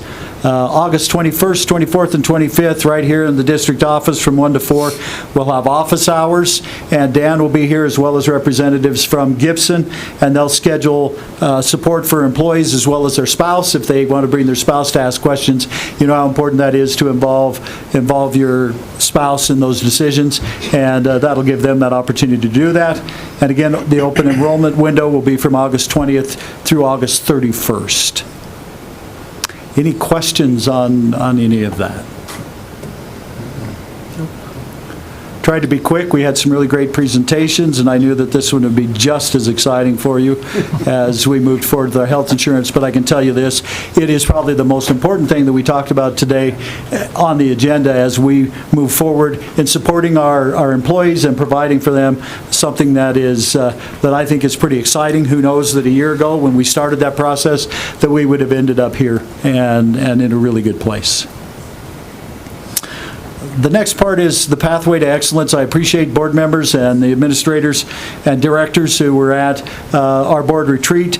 At the board retreat, we looked at our board goals. We looked at the pathway to excellence strategic plan. Went through that as well yesterday with the building administrators and the district directors. We talked about some of the goals at the district level, and we wanted to share that. You will then approve that in the action items, so let me go ahead and increase this so that you can see this from a zoomed in.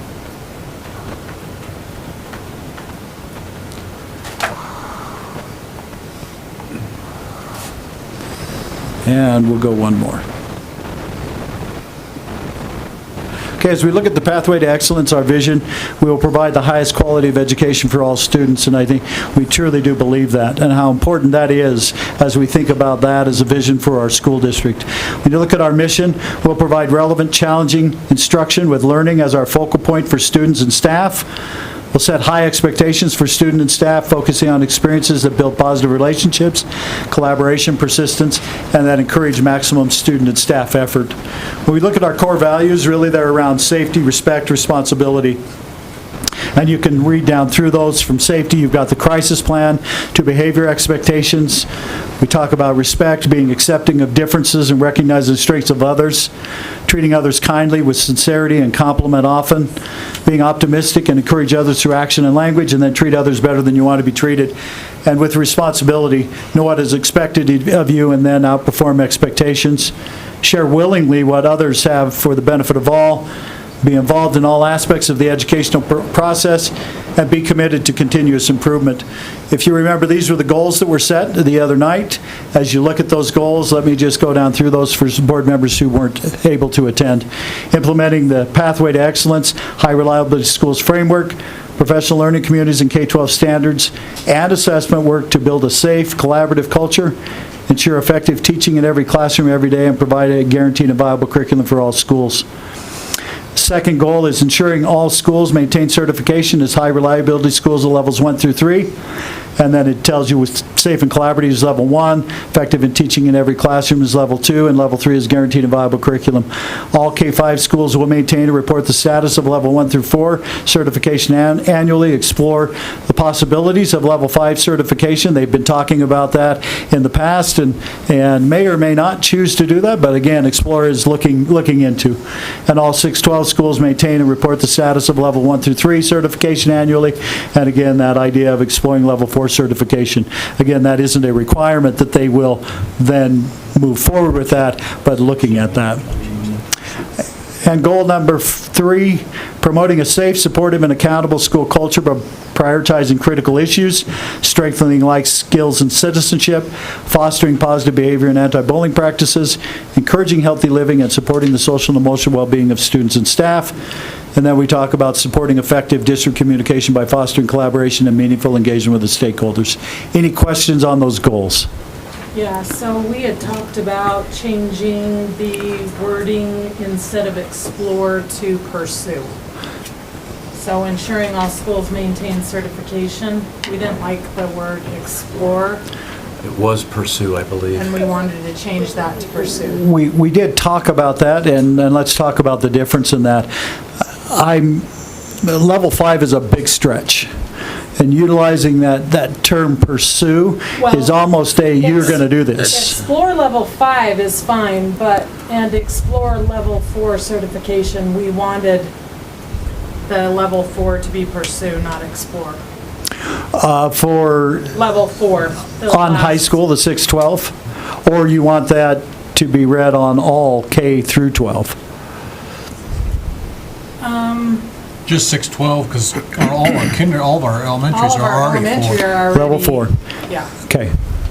Okay, I can. No, the level 5, we agreed on that because that may not be something that we end up pursuing anyway, but the board goal was for everyone to be certified level 4.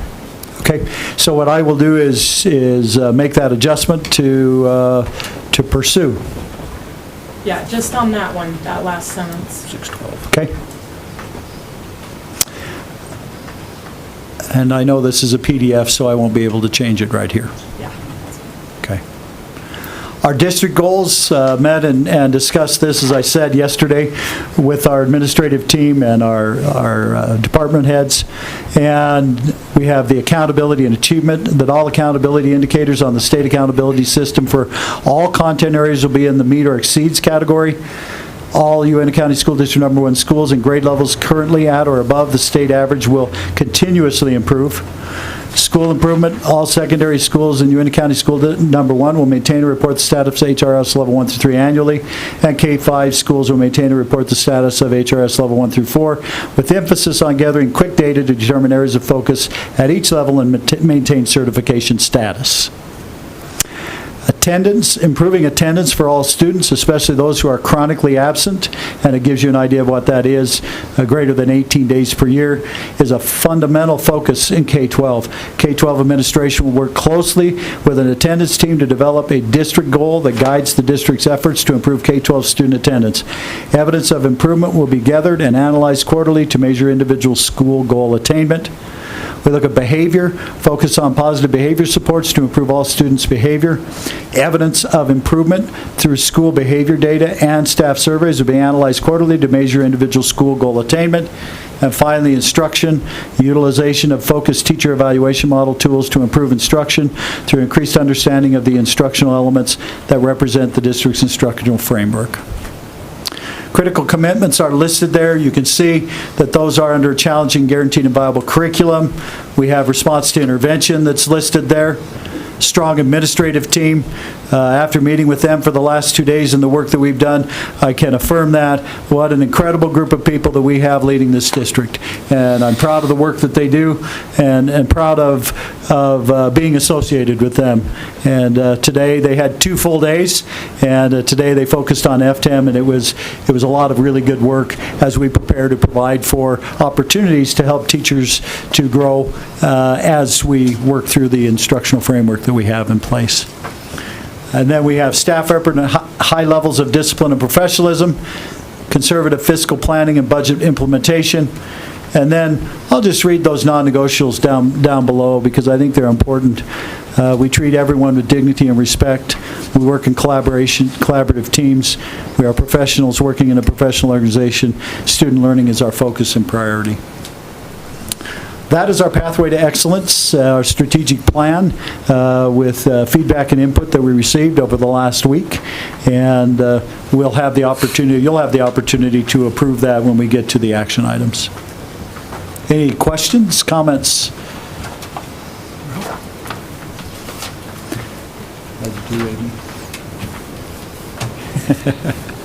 Amy's trying to stay up with me, and I was talking a little fast, so don't feel like you have to capture all of that.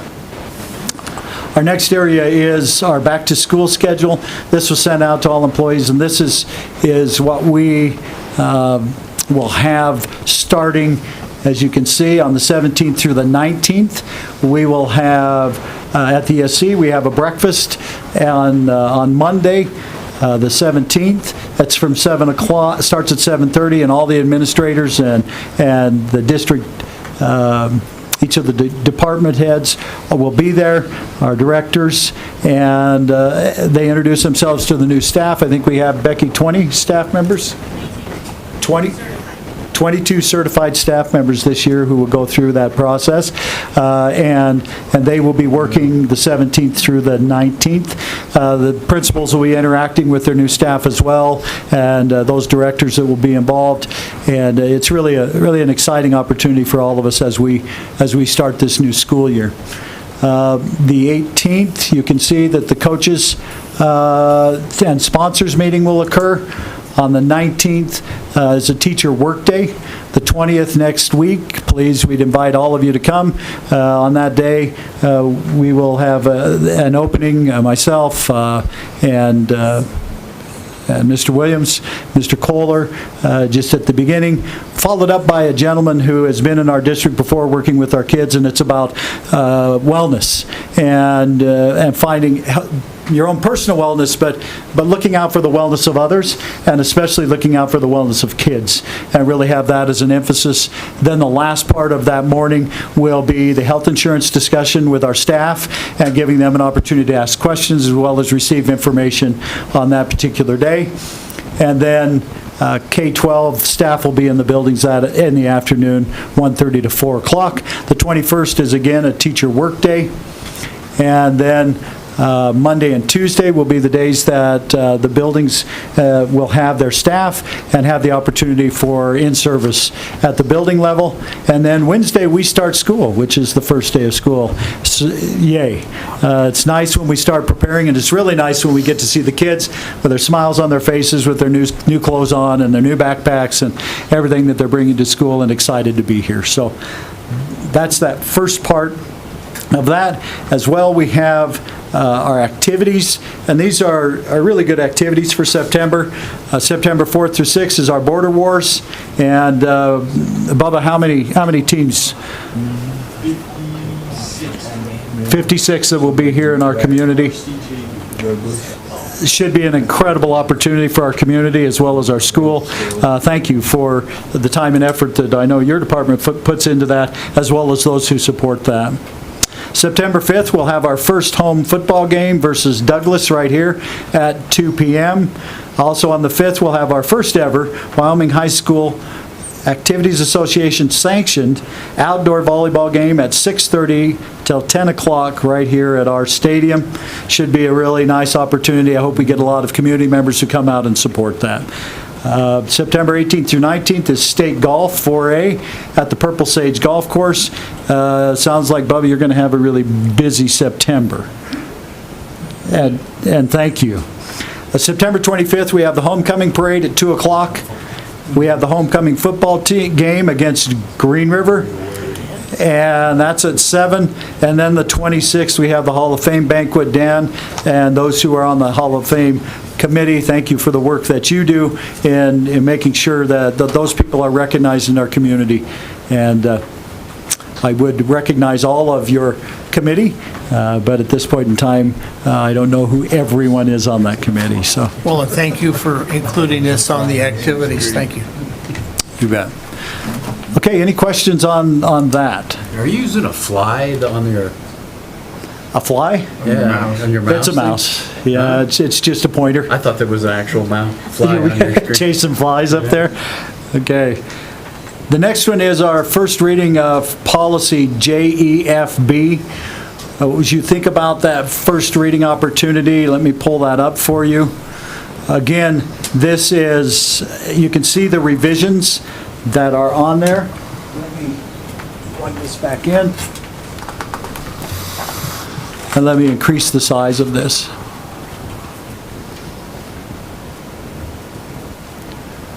Okay. All right, you can see here, as you look down through this policy, Mr. Kohler, if you have anything you'd like to share as we go through this, please do so. Audrey as well, if you have anything. The community-based structured time and release, you can see the changes are designed for students enrolled at Evanston High School. CBST release provides the opportunity to leave the school campus and participate in properly supervised programs following these categories. So the release time is religious release or work release for 11th to 12th grade students, or you have the CBST, and that's for credit for 11th and 12th grade students. That would be student internship as well as college coursework. Then you have guidelines for community-based structure, time, and release. A student will be granted release time only upon written request of a parent or legal guardian. The release time will be limited to 1/8 of a student's schedule or 1 period per day.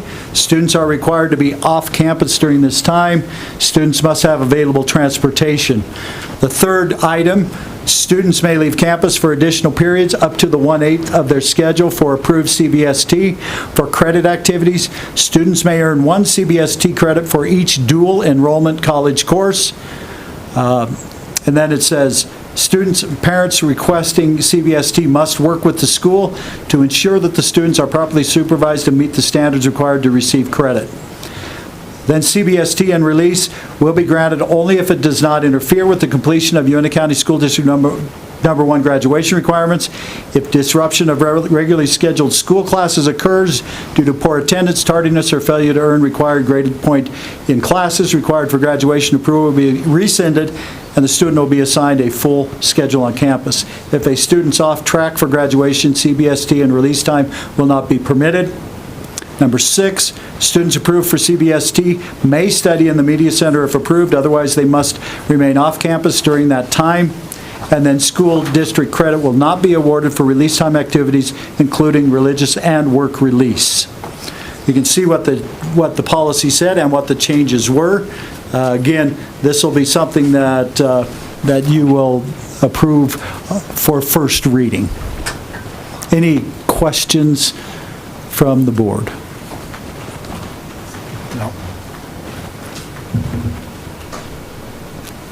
Okay.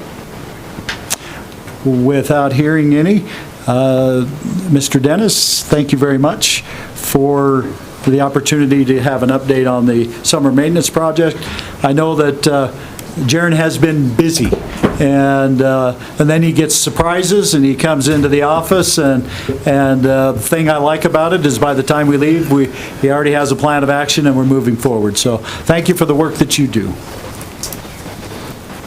Thank you, Superintendent Ingalls. Chairman Peterson, members of the board, just kind of an update as to kind of where we are.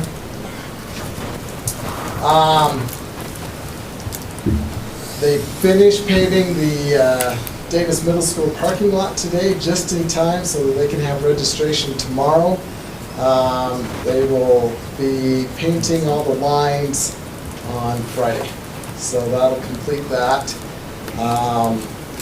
Our electrical project is, I'm going to say now, 98% complete on the inside. We ran into a little bit of a situation earlier, and that was in regards to our fire alarm system. And so last week we had to let the contractor go who was doing the fire alarm system.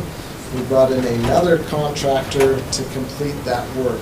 Now, with that timeline being very short between now and the start of school and some of our staff activities, we worked with Tim Overy, our local fire marshal. I actually have an email from him that states that we can continue to do the things that we have outlined as long as we have somebody who's doing a fire watch. And so for both the back to school meeting that we'll have on the 20th, as well as the school registration tomorrow, and then if the fire alarm is not fully operational when school starts on the 26th, all of those times we will have an individual who's walking the halls ensuring that we have a fire watch. And so wasn't what I was hoping for at the beginning of the year with these projects, but we had to pivot a little bit. I feel confident in the contractor that we're bringing up to complete that project and know that it will be done satisfactory and in accordance to what needs to be done to meet code for that. So that's kind of where we are there. The high school parking lot, if you haven't had an opportunity to be up there, south parking lot is completed. They've got that all striped. Got the front of the racetrack done, and they completed the last of our walkways. We now just need to wait our 7 days so we can get our 7-day breaks, and then we can, everything's always up to the contractor because it's still under their supervision. But at the 7 days, we'll authorize them to bring the paver and the paving trucks over and complete the asphalt for that. They will then finish striping what needs to be done on the front of Evanston High School. So a lot. Those are really kind of the big projects that have been going on. The roof is moving right along. They will have, before school starts, they'll have everything done, but probably what's above the pool, which will be fine because they can continue to finish that. It will not be a disruption to our students in that particular area. So you'll notice that the Smurf blue has been transitioning to the brown. So, I've had a couple individuals throughout the community ask me, is that going to be the new roof color? And I jokingly say yes, and then I go, no, it will be. I've had people ask about that too. It's a fun color. That's kind of that. At our last board meeting, Chairman Peterson asked me about the floor, and so I did a follow-up with the contractor, who I told you we'd sent a piece of flooring to. And what they have provided us, this side, I'll pass it around, this side is the original Mondo floor with nothing on it. It's just like what we have up there. This other side that's a little bit more glossier actually has a little bit of a finish that they are recommending that we can put on there. They've worked with the manufacturer, Mondo, to make sure it doesn't deteriorate. The polys that are in here, so that it won't break down this flooring that when they apply this. And so I've had an opportunity to share this with Bubba. He's looked at it. I talked briefly with Superintendent Ingalls. He has not seen this yet, but I'll kind of pass this around. The cost to apply this application, which comes with a 5-year warranty, is $39,600. They're going to apply the $2,500 that I previously spent to have them come out and evaluate the floor, so that brings that down to $37,160. So, with that, questions that you might have in regards to the projects that are going on or in regards to that floor. The fencing on North Elementary, the poles are up. Yep. When's it going to be finished, the fencing? They told me end of this week, first of next week. I kind of follow up with them every couple days just to see if that's what they'll. Is there a long-term plan for the ground?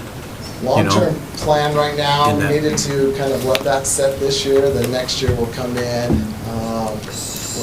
I've got two things I want to do. I want to plant some trees, some new trees in there, and then we'll reseed or resod that area. I want to actually work with North Elementary. I think they've got some plans for maybe some science opportunities in visiting with Summer on that, so we'll kind of coordinate with them and see what we can do to provide some educational learning opportunities in that and how to implement that into that space. Jared, do they guarantee this floor won't be slippery? No. Are we going to put another one down? It's. No. Let's run on that little piece. Well, one of the things that we had talked about is that is kind of an atmospheric issue a little bit. And are there things that we can do around that? It's kind of a test to see if it works and then continue to try to find other things that will help with that. Even like putting heaters along the way to change that, prevent some of that condensation, but we don't know that that's going to make the difference either, so. No guarantee with this. It's just another option that the board has asked us to look at. So with that, again, that's an unanticipated cost that was not in my budget. I know that's not in Bubba's budget, and so it would be something that we would have to have direction from you as a board, from our superintendent, and with John James. Jared, if we decided to do this, what is the time frame to get it done? They said they could be here. Once they lay that application down, we need to stay off it for minimum 7 days. They would prefer 10 days with that. And we would probably start that right away then. Yes.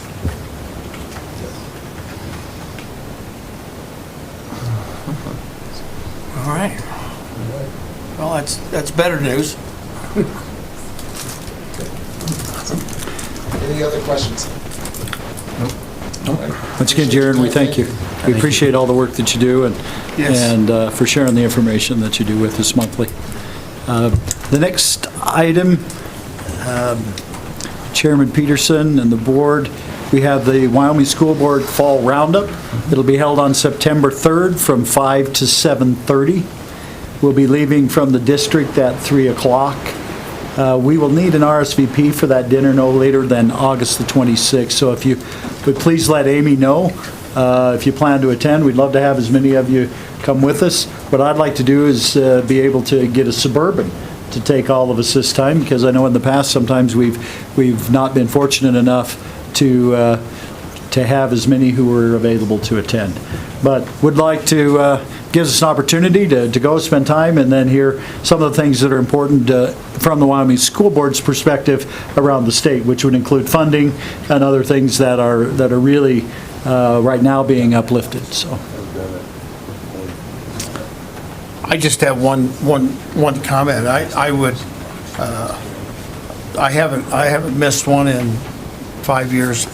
I would really like to encourage as many as we could to go. I think it's really important that you meet Mr. Farmer, an incredible person that runs Wyoming school boards and does an incredible job with fighting the legislature for funding. And Sherry, you went last year, and got to meet Sherry and not Sherry, but yeah, and Mr. Farmer, and so it's good. And Dr. Ingalls, I would like to invite Mr. Kohler, Mr. Williams to go. I really would. Yeah, you are welcome to attend as well. Yeah, I think it would be new to the position and new to have those experiences with those people. And I'm going to go, so. Okay, thank you.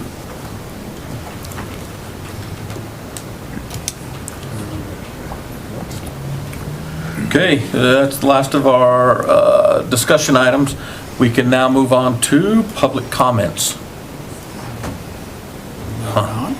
You know what? I'm just going to ask somebody to come up sometime, just so we can have somebody. No.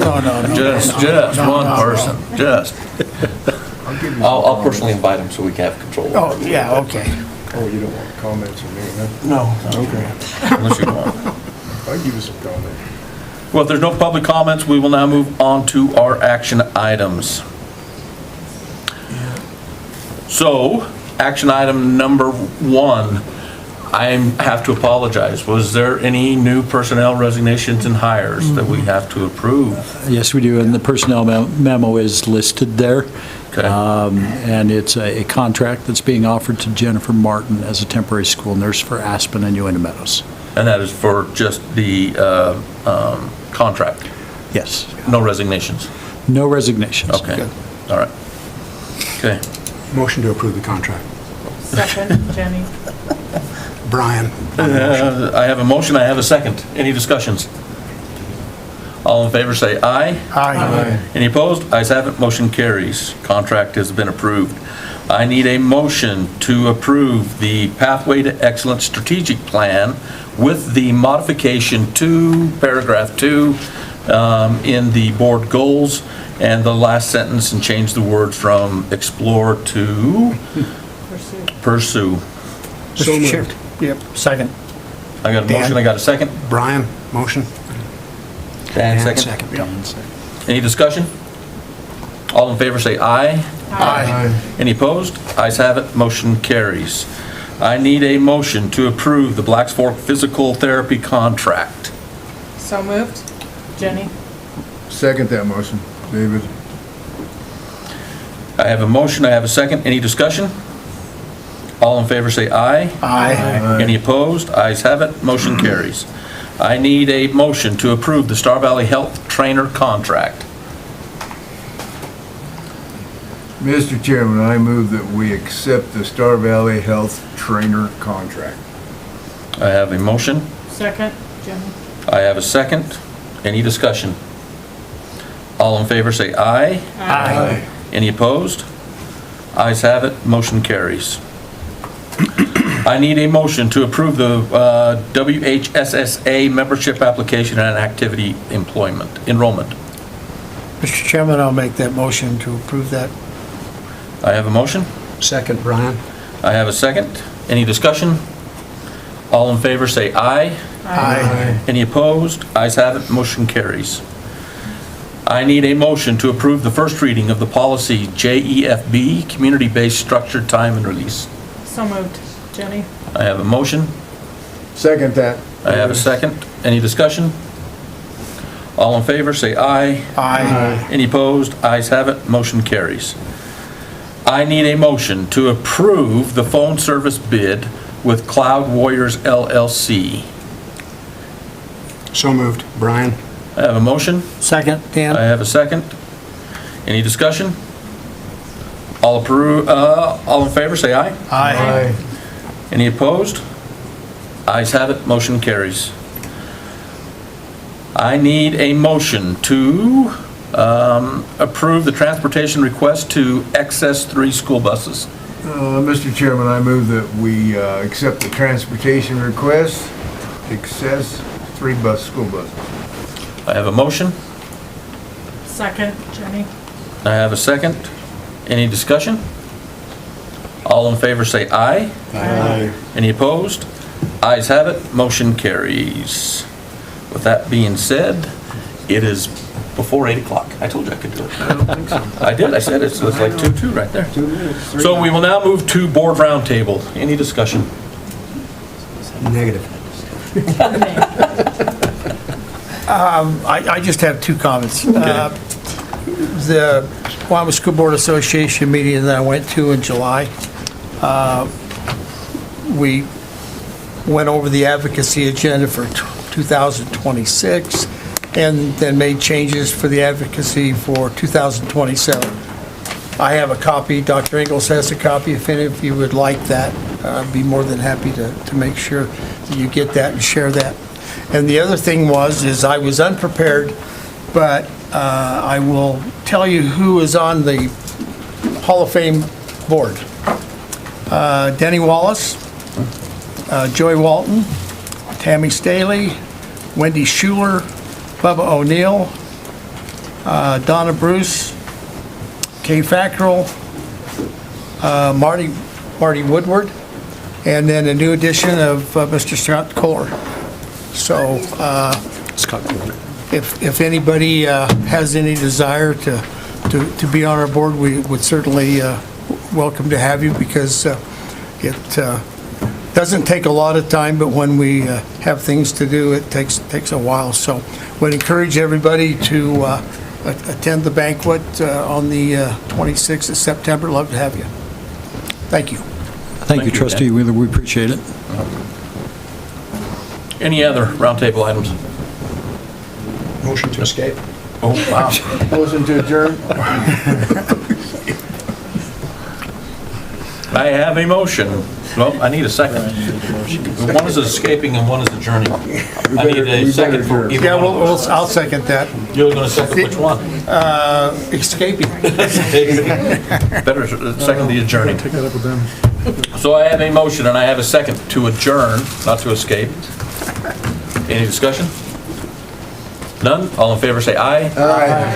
Any opposed? Ayes have it, motion carries. We are done, still before 8 o'clock.